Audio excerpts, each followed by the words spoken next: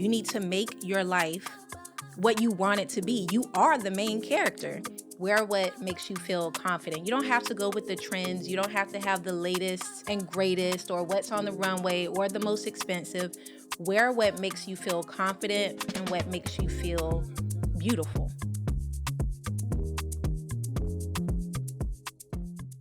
Welcome back to season 5 of More Than That Show. We are so excited to be back on podcast and radio, but now we're elevating the show by bringing it to YouTube. What better way to kick off our visual journey than by talking about curating joy in our everyday lives? But before we get into that, we want to thank Buick for sponsoring this episode. Head to Buick.com to see how the sleek and stylish Buick Envista elevates every day with exceptional design. Hey y'all, it's me, Gia Peppers. As an award-winning journalist, host, and storyteller, I'm so proud of how far we've come. We started as a podcast and radio show on over 100 stations, grew into an NAACP Image Award nominated series heard by millions, and tapped into TV screens across the country. But we're still evolving, challenging the norms and embracing thought leaders that impact the culture at large. But can I be real, y'all? Y'all know, despite our voices being loud and proud, it seems like new fights are coming every day to keep us distracted from shaping what's next. That's why this season, we're finding ways to infuse joy into everyday life, even in the midst of all of this. We're anchoring ourselves in the pillars that keep us nourished: creativity, connection, care, our culture, and our community. Because we are powerful alone, but unstoppable together. Today, we're honoring that mission with an episode about authentic living, giving the culture permission to be bold and intentional.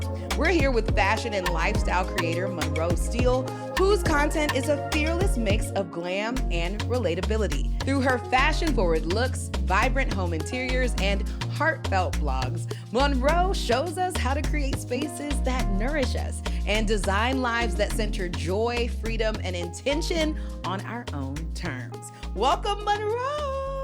Hi. How are you? I'm so good. Thank you so much for having me. Thank you. I love it. So, you are a multi-hyphenate creative. Like we heard a little bit about you in the intro. You're into fashion, lifestyle, and home decor, etc. But you didn't start out that way. Tell me about the beginnings of your career and then what inspired you to shift into content creation. It's a funny story, actually. I moved to New York for physical therapy school. Oh my gosh, my sister is a doctor of physical therapy. Yes. So I came to New York for grad school. I got my doctorate in physical therapy, and I started my first job. And right when I started my first job, I picked up an AM New York paper. Wow. You know, the free newspapers they used to. Nothing is free today. And there was an article on the front page that said, "The new fashion blogger." And I said, "What is a fashion blogger?" And so I went home, I looked it up, and I was like, I want to do this. And so I started blogging at the same time I started my first corporate job. And it just kind of evolved. And I did it for 10 years, both. And finally, I went full time, right before the pandemic. Wow, that's amazing. Yeah. There's 10 years of runway for you there where you were testing out, seeing what works, gaining an audience. What made you feel comfortable enough to go into full time? I really had no idea what I was doing. At the time, people weren't making money from being a content creator. But I had started to pick up little odd jobs that I could do while I was working full time. And that kind of segued into, I can actually make a living, but can I make enough of a living to live off of? And I was actually, I was fired / quit. Can we talk about the pipeline of creatives who have been fired into their purpose? Because baby, I'm a part of it. I was fired. I was fired. Well, I was asked to take a pay cut. And mind you, I was the only Black woman working for my company. I was the only woman working for my company. And I was the director of one practice, and they wanted to open a third. Wow. So they wanted me to take a pay cut for a few months so we could get the third practice off the ground. And I refused to take a pay cut unless everybody across the board was taking a pay cut. Wow. And they were like, "Oh, you need to be a team player." And I said, I have to be a team player? You yourself have Just to be a me. team player when no Just one else me on the when no team one has else. to play the same rules. Yeah. And Got so it. it took a couple of back and forth for a few weeks before they were just like, no, because we can just fire you and replace you with like 2 more people. And so I ended up just saying, okay, I'll leave. I got a severance package. Okay. And I gave myself 3 months to just relax and find a new job. And during that 3 months, my blog like took off. This is when people started getting collaborations with brands. And I was like, oh, in that first month, I made triple the amount I made as a doctor of physical therapy. Wow. And I said, this is for me. I'm gonna stick with it. I'm gonna stick beside it. And it's been history ever since. It's been a fun ride. That's really amazing. So if you just got fired, it's okay, y'all. It's okay. You pivot into some things. You might be getting fired into your purpose because I never would have left. I'm not a freelance type of, I like a check every 2 weeks. I couldn't do it. And I feel like I was pushed into doing it. Wow. Amazing. Amazing. I mean, now you built this platform that's both visually stunning and deeply rooted in your lifestyle. So 10 plus years in, what does designing a life that feels good mean to you personally? It means everything. I feel like when I first started, a lot of people thought that being an influencer, or that term didn't even exist, but being a content creator was very like self-serving, very selfish. Everything is about you. But that's what life is. Life is about you. You need to make your life what you want it to be. You are the main character, you know? And so you want your life to be the best that it can be. And that starts with, what are you eating? What are your hobbies? What are the things that make you happy? You have to prioritize you. If you're not happy, you can't create a life that's joyful and that's full. And it starts with you. I love that. Main character energy. Yes, main character is amazing to say, but sometimes hard for people to put into practice. So when you mean the main character energy and the, you know, at the end of the day, it's about you. What did you ever have any self-doubt when you first started about like sharing and posting, and how did you overcome that? I had a lot. I feel like I had to get a thick skin pretty quickly because a lot of people are judgmental and not used to seeing someone really be unapologetic and just being themselves, showing up as they are, no gimmicks, just you. You only get to live once. You don't want to look back and be like, oh, I didn't do this because I was worried about what such and such, what people were going to say. No, you can't live for other people. You have to live for yourself first. Joy is intentional, a radical practice. From maximalist fashion to apartment makeovers to journeys that honor the food and traditions of our culture, we're designing a life of delight on our own terms. And because of that, everywhere we look, we see happiness through our unique perspectives. Buick appreciates the creative drive we have to realize our own idea of beauty and fulfillment rather than waiting for it to come to us. You can find that same drive in the Buick Envista, a sleek and stylish SUV with impressive tech features that helps us follow our creative compass and live our best lives now. Like quiet tuning with active noise cancellation, which creates a space for creativity and joy to thrive. Head to Buick.com to see how the Buick Envista elevates everyday life through exceptional design. Now, your personal style is effortless. Where do you draw your inspiration from, and how has your aesthetic evolved as you've embraced more intentional living? I get a lot of my creativity for what I'm wearing and also like my interior design from travels. I do a lot of traveling. A few of my favorite places are Morocco, like Marrakesh. I love Marrakesh. It's just like the colors, the smells, the textures, the people. I mean, it's unlike any landscape like here in America. And I feel like just seeing something different and also seeing people live different from you, it gives you a whole new perspective on just life. Right. But other than Morocco, definitely like Paris, Tulum. I get a lot of inspiration from my travels and also from the girls. The girls What are are the inspiring. girls wearing? Yes. And not even like in the fashion shows or on the runways, but real people.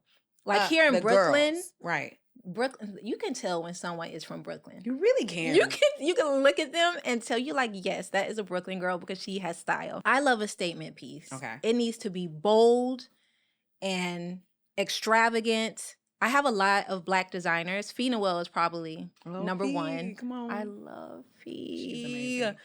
I mean, she does drama, like no but it's other. like a minimalist drama. Mhm. I have this 2-piece set from her in both like a pink and a red. These huge gaucho linen pants with the teeny tiny waist. Yes, something bold. Something bold. A statement piece to build off of. Anytime I go anywhere, I want people to say, "Oh, yeah, she knew what she was doing. Did you put that together? She showed up." Hmm. And that's pretty much what people think about when they think of me. If I show up to the function, I'm showing up to the function. To the function. Were you always like that? Like even as a little girl, were you into fashion? I was. So I used to raid my mom's closet, the bell bottoms. I was best dressed in middle school, in high school. I was also class clown. So, duality. We talked a little bit about your personal fashion that's inspired by your travels and your inspirations. But if someone was trying to elevate their everyday style, what go-to tips would you give to a person that's trying to get into a new era of their fashion sense? I would tell them to dress for the life that they want. Ooh. Yeah, the life that they aspire to have, whether that's a job, whether that's traveling, whatever it is that they want. I would tell them to dress for that life. Wear what makes you feel confident. You don't have to go with the trends. You don't have to have the latest and greatest or what's on the runway or the most expensive. Wear what makes you feel confident and what makes you feel beautiful. You have to look at the fabrics like cotton or satins and silks. Even though you can find those at a lower price point, they're going to have longevity. If you were restarting a capsule wardrobe, what would those first couple of pieces be? A good pair of denim jeans. Okay. Like a crisp white poplin top. Okay.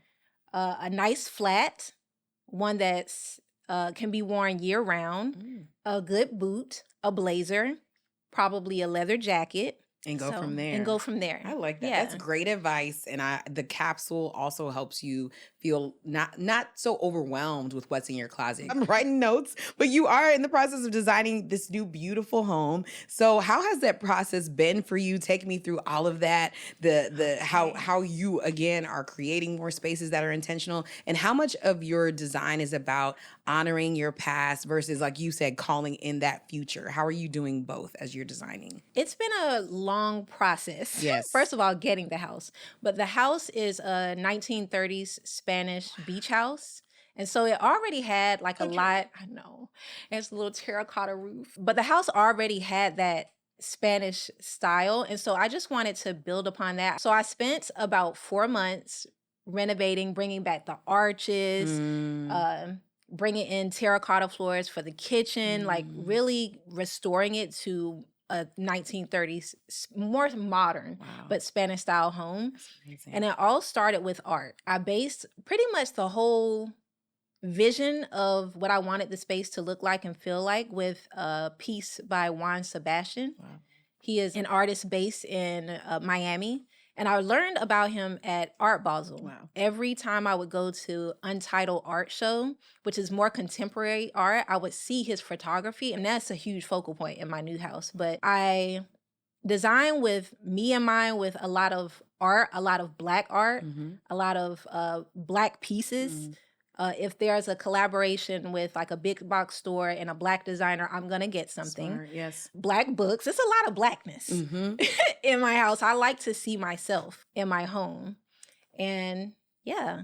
I love that. And I love that you said the art and the colors, everything was based off of this one piece that you feel like reflects you. To be reminded of who you are in your home is going to be the thing that I think when we enter back into the world, we are armed with that knowing that no matter what anybody else outside of our houses say, even outside of our fashion choices say, we still have a space to be reflected, to be seen, and know that we are seen. And I think Exactly. that is everything. I know you said textures Yes. are a thing. What are you loving right now? I am loving a crochet. Oh, I love a knit. a Give good. me a crochet, something that looks like someone handmade it, Wow, because it yes. is handmade. Yes. Most crochet pieces are. So I'm loving Nia Thomas. She is a designer. She's actually based here in New York. Black woman, Yes. amazing. Yes. She does a lot of crochet work. Also, Diatima. She's Jamaican. Okay, period. Does a lot of crochet work. And I feel like it's just a beautiful, rich, it has some history. The fabric. You're making me happy with how happy it makes you. And what are some practices that you would encourage us as a community to do in order to embrace an elevated and chic lifestyle on a budget? Like, it's not always material, but from No. you, especially in our convo, it seems like a mindset thing. It's definitely a mindset thing. Just do things that make you, it doesn't have to cost a lot of money. Do the things that make you happy. For me, I do a floral arrangement every Monday. I go to the store, I buy $20 worth of flowers, and I make myself a floral arrangement, and I sit it right on my kitchen table where I can look at it every morning. I come down, I smell the lilies, I smell the eucalyptus, and it just makes me happy. It puts me in a place of like gratitude and being grateful to just exist and be alive and be able to be me in my own space. So I think it starts there with taking care of yourself, taking care of your mind. Okay, so we're in our final moments of this conversation, which I have really, really loved. And I've loved getting into the inner workings of how your creative mind works and your mindset, because it's very inspiring. So thank you for sharing so much. What's one small shift that someone can make in their space this week or even this month that will completely change how they feel in it? What's like one little thing they can do? Ooh, you know what? Smell. Mm. Find a candle or a home fragrance or even a perfume, because smell triggers memories. And if you can create a space where you feel calm and you feel safe and you feel joy and love, that can be triggered by a smell. That's a small thing that you could do for yourself. So for me, every morning I open my house at 7:30, which means I just go through my house and I open up all of the curtains, I let the sun in, and I light a candle or I spray my favorite home spray. And it's that smell. I'm like, ooh, the day has started. The day has started and it's nice. Yes. And I'm grateful to be here. Yes, yes. Okay, so last question. In a world that often feels like it's challenging, to say the least, Black folks continue to create, lead, and shape culture in ways that are undeniable. How are you using your voice in your work and your space to shift culture forward? I'm just showing up as myself and letting people see that it's okay to be you, to have your thoughts, to have your feelings, to have your emotions. Just be yourself. People remind me that just me showing up and showing myself living my life unapologetically, that's enough for them to want to better their own lives. I love that. Well, thank you for showing up and showing out boldly and authentically. You are inspiring, and that girl, like, I just like to see the girls be that girl for themselves. I mean, you're also that girl. Oh, thank you, sis. We appreciate and thank you for showing up. Thank you. Thank you. That means a lot. Thank you, Buick, for making this episode happen. See how the Buick Envista elevates everyday life at Buick.com. Buick, exceptional by design. Thank you to Monroe Steele for reminding us that joy isn't just something we stumble upon, it's something we can intentionally create.